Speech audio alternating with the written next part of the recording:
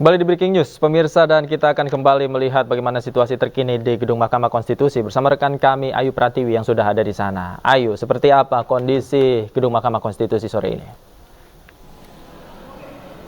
Iya, Davi dan juga pemirsa, saat ini persidangan memang sudah selesai digelar. Tadi menghadirkan sebanyak 19 orang saksi, yang mana 9 saksi diantaranya merupakan saksi ahli dan 10 saksi fakta. Ada beberapa hal yang menarik sekali yang menjadi bahan pertimbangan dan juga percakapan pada hari ini, di mana tadi ada kehadiran dari Romo Frans yang secara langsung menyikapi ataupun menyinggung terkait etik dari Presiden Joko Widodo, yang dianggap seharusnya sikap dari seorang presiden adalah memikirkan dan mementingkan keperluan rakyat, bukan malah kepentingan keluarga. Dengan sikap ini seolah-olah Presiden Jokowi terlihat seperti mafia. Selain itu juga tadi ada saksi IT yang dihadirkan oleh tim kuasa hukum 03 yang sempat menyinggung terkait Sirekap dan juga data dari suara pemilihan umum, di mana rupanya ada sebanyak 23 juta suara yang dianggap janggal dan tidak dapat dipercaya. Dan tentu hal ini juga menimbulkan pertanyaan besar dari tim kuasa hukum, apakah sebenarnya suara-suara ini kemana dan mengapa suara-suara ini bisa janggal seperti ini. Dan tadi juga tim kuasa hukum menyebutkan bahwa dengan adanya temuan ini harusnya Majelis Hakim Mahkamah Konstitusi dapat menjadikan pertimbangan terkait hal ini, apakah nantinya akan menerima permohonan dari tim kuasa 03 ataupun menolaknya. Selain itu juga tadi dari tim kuasa hukum 03 juga membawa bukti di muka persidangan, yaitu satu buah karung yang berisikan beras, dan di depannya yang menarik adalah ada tulisan bahwa bansos tersebut dari Prabowo dan juga Gibran. Serta juga ada tulisan bahwa di situ masyarakat diminta untuk berbondong-bondong memilih Prabowo dan juga Gibran. Tentu hal ini sontak mengagetkan semua orang yang ada di dalam persidangan itu. Dan selain itu juga yang paling menarik adalah satu lagi, Davi dan juga pemirsa, adanya saksi yang hadir secara langsung terkait dengan tindakan intimidasi yang diduga dilakukan oleh aparat yang terjadi di kawasan Yogyakarta. Dan tadi saksi juga langsung menyebutkan intimidasi apa saja yang sudah dilakukan, sehingga dari tim kuasa hukum 03 sudah memberikan surat kepada Mahkamah Konstitusi untuk segera memanggil ataupun meminta kehadiran dari Kapolri. Dari Kapolri, karena dari tim kuasa hukum menilai Kapolri harus dimintai keterangan karena memang dari perjalanan mulai dari kampanye kemudian dalam pemungutan suara sepertinya banyak sekali hal-hal yang dimasuki ataupun hal-hal yang diikut campurkan oleh pihak kepolisian. Dan sementara itu juga memang pada hari Jumat tanggal 5 April 2024 nantinya dari Mahkamah Konstitusi akan memanggil 4 Menteri Kabinet Indonesia Maju, di antaranya Menteri PMK, kemudian Menteri Keuangan, Menteri Perekonomian, dan juga Menteri Sosial. Sementara itu, Davi, kembali ke Anda di studio. Baik, terima kasih Ayu Pratiwi atas laporan Anda langsung dari Gedung Mahkamah Konstitusi Jakarta. Selamat bertugas kembali, Ayu. Pemirsa, salah satu saksi yang hadir dalam sidang sengketa pemilu hari ini menyoroti banyaknya kesalahan input dalam Sirekap. Bahkan, saksi menyebut input data Sirekap sudah terpola dan diduga telah diatur oleh sistem. Ya, ini sudah terpola, artinya paling tidak dipilih TPS mana yang akan dinaikkan, kan begitu. Itu analisa dari saya sebagai orang IT. Ini kalau dilanjutkan ada sekitar 950 data, 950 kali upload. Jadi maaf, 975 kalau nggak salah, sebentar ya. Nah, 975 kali. Polanya sama semua terus dari atas ke bawah. Sampai suara terakhir ada di 128.071.868. Ini bisa dicek nanti, database adminnya KPU bisa ngecek. Jadi seperti ini datanya, yang mulia. Kemudian ditanya apakah ada kesalahan-kesalahan. Saya sudah siapkan juga. Kesalahan-kesalahan itu ada di sini. Ini checksum jejak perubahan. Jadi kalau ada kesalahan ada di jejak perubahan ini. Yang ada 441.000 kali itu, salah satunya adalah salah satu jenisnya adalah perubahan-perubahan. Contoh perubahannya seperti ini, mudah-mudahan terlihat. Saya agak zoom ya. Contoh perubahan dari data lengkap menjadi rusak. Saya bahasakan rusak karena seperti ini. Ini ada TPS ID sekian, silakan nanti KPU bisa ngecek. Mudah-mudahan terlihat. awalnya ada data nih lengkap. Status suaranya true, status ADM true. Gitu ya. C1-nya juga ada. Kemudian tiba-tiba berubah menjadi suara paslon hilang. Gitu. Kemudian suara sahnya berubah angkanya, suara tidak sah juga berubah, suara total berubah. Kemudian itu jam 18, jam 23 berubah jadi seperti semula untuk data ADM-nya atau data administratifnya. Suara paslon masih terhapus. Ini contoh. Kemudian ini contoh perubahan dari data lengkap menjadi kosong. Ini contoh nih. Ini jadi habis sama sekali kecuali C1-nya ya. Ini contoh. Ini awalnya ada semua. Ini sengaja saya tampilkan sebagian aja nih, kemudian menjadi hilang. Ini ada, hilang. Oke, ada juga pola yang lengkap menjadi tidak lengkap. Jadi sebagian hilang, sebagian masih ada. Bisa di zoom silahkan nanti kalau ini filenya sudah saya share. Ini ada satu lagi, suara paslon dihapus atau berubah. Nah ini contoh.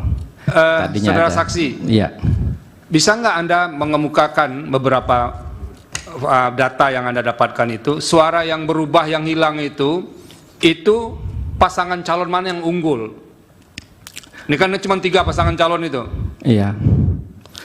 Banyak sekali yang mulia sama-sama ada. Baik yang unggul 01, 02, 03 sama-sama ada yang mulia. Bukan sama adanya yang besar suaranya begitu. Artinya menang di TPS kami itu. tidak bisa menyimpulkan itu yang mulia karena datanya kotor sekali. Jadi boleh dibilang saya tidak percaya dengan data Sirekap saat ini. Iya kan, kalau kami hakim kan nggak boleh sampai ke kesimpulan seperti itu dulu. Iya. Makanya harus ditelusuri dulu. Makanya pertanyaan saya tadi kepada Anda itu, ada enggak yang bisa Anda buktikan? Misalnya ini, kalau misalnya yang unggul 03 itu kemudian suaranya berubah, atau yang unggul 01 suaranya berubah, atau 02 suaranya paling rendah dia berubah. Ada enggak yang kayak begitu? Semua yang ditanyakan yang mulia itu ada semua kasusnya. Cuman berapa banyaknya kan saya harus meneliti lebih jauh lagi, dan untuk membuktikan bahwa angka itu benar atau tidak kita perlu C hasil yang otentik, yang ada metadatanya. Kalau yang sekarang ada kan kita nggak percaya. Percuma saya membaca pakai OCR dengan teknologi yang kami kembangkan juga misalnya, tapi C hasilnya C hasil yang bermasalah. Saya bisa menunjukkan TPS aneh di sini, saya ada slide-nya juga. Ini mungkin yang mulia bisa lihat ini, bisa dibayangkan ya. Ini yang diupload itu seperti ini yang mulia. Di setiap pojoknya ini kalau agak ini yang mulia, ini ada rambut ini, ada pecahan kaca yang mulia. Itu apa maksudnya itu? Ya ini kemungkinan di scan, bukan di foto. Padahal sebelumnya ada foto yang seperti ini, yang sangat baik itu. Sebentar, KPU itu yang dimasukkan ke data itu yang di scan atau yang difoto? Terima kasih majelis. Jadi foto yang digunakan itu adalah foto di handphone masing-masing anggota KPPS. Jadi kualitas masing-masing handphone kan beda-beda. Oke. Jadi itu jawabannya. Silakan yang akan dilanjutkan. Yang mulia, kalau seperti ini pasti bukan dari handphone yang mulia. Kalau ini hasil scan ya? Ini bisa dilihat ini dan sama semuanya. Masa handphone seperti ini? Ada cam scanner macam-macam saya temukan. Ada yang warnanya hitam bukan biru tulisannya. Ini sudah saya contohkan nih, kalau yang mulia menanyakan yang tadi, saya sudah buat slide ini. Jadi yang penggelembungan ke 02 ada, yang 01, 03 dinolkan ada, bahkan C1 diganti dengan C1 dari, atau C hasil dari TPS lain. C1 diedit ada yang mulia. Nah pertanyaan kita, ini sekali lagi pertanyaannya mungkin sulit dijawab ya. Kira-kira berapa sih jumlah yang dibegitukan? Dari hasil Anda saja. Sekali lagi saya tidak bisa menjawab kalau tidak diberikan C hasil yang otentik yang mulia. Kami berharap di sini karena ada Bawaslu, mudah-mudahan Bawaslu berani memberikan karena KPU seperti. Ahli tata negara dari pasangan calon Ganjar Mahfud, Charles Simabura, menyoroti berbagai kejanggalan yang dilakukan oleh KPU. Salah satunya KPU harusnya tidak menerima berkas pendaftaran Prabowo Gibran pada 25 Oktober 2023 karena saat itu masih berlaku peraturan KPU nomor 19 tahun 2023 yang isinya mengatur usia capres-cawapres minimal 40 tahun. Terkait dengan yang disampaikan oleh pertanyaan berikutnya, erga omnes. Kita yang studi hukum tata negara paham betul ya, ada dua pembeda antara hukum administrasi negara dengan hukum tata negara. Oppenheim, Van Hollenhoven juga mengatakan, hukum tata negara itu adalah hukum yang mengkaji negara dalam keadaan diam. Hukum administrasi negara itu mengkaji negara dalam keadaan bergerak. Putusan Mahkamah Konstitusi, putusan Mahkamah Konstitusi, undang-undang, konstitusi itu negara dalam keadaan diam. Dia akan dilaksanakan oleh hukum administrasi negara. Dia tidak akan bisa berjalan kalau tidak ada aturan pelaksananya. Disitulah esensi dari peraturan PKPU itu dibentuk lebih lanjut. Pertanyaan dari Bawaslu, apakah selalu harus ada tindak lanjut putusan PKPU? Bukan harus dibentuk dalam suatu undang-undang, bukan harus merevisi undang-undang. Putusan MK erga omnes terhadap undang-undang, tapi dia butuh aturan lebih lanjut di tingkat teknis. Saya simulasikan, kalau saya sebagai kepala daerah, pernah menjadi kepala daerah, belum berusia 40 tahun, lalu saya akan didaftarkan sebagai calon presiden dan wakil presiden, apa syarat administratif yang harus saya penuhi? Kalau kepala daerah yang sedang menjabat, undang-undang sudah mengatur. Surat izin, pemberitahuan izin kepada presiden, itu cukup dilampirkan. Tapi kan perintah putusan 90 itu bukan hanya kepala daerah yang sedang menjabat. Bagaimana? Apa yang harus saya lampirkan? Undang-undang mengatakan, warga negara Indonesia, apa bukti administratifnya? KTP, itu diatur di PKPU. Sedemikian pentingnya peraturan PKPU itu, kenapa kalau tidak ada itu maka dia tidak akan bisa dilaksanakan. Dan disinilah kehilapan PKPU 23/2023 yang tidak mengatur secara komprehensif turunan lebih lanjut dari putusan 90 itu.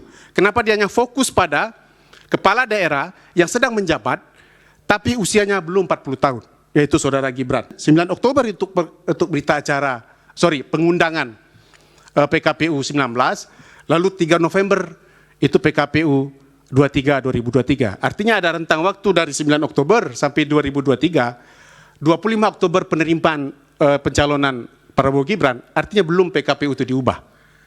Jadi clear di situ.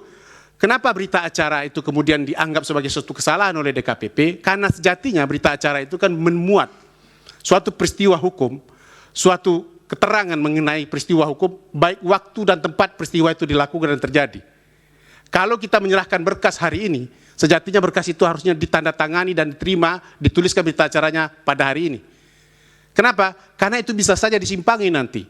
Bisa saja kalau ada niat buruk, ya. Salah satu pihak berdalih, saya sudah menyerahkan berkas saya pada tanggal 19 Oktober.